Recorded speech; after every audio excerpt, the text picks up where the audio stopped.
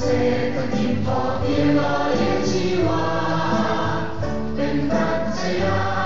เกิดฟ้าต้องการระบีไปทำขอ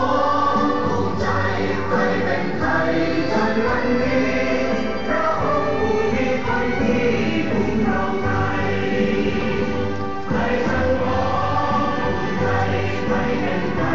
จนวันนี้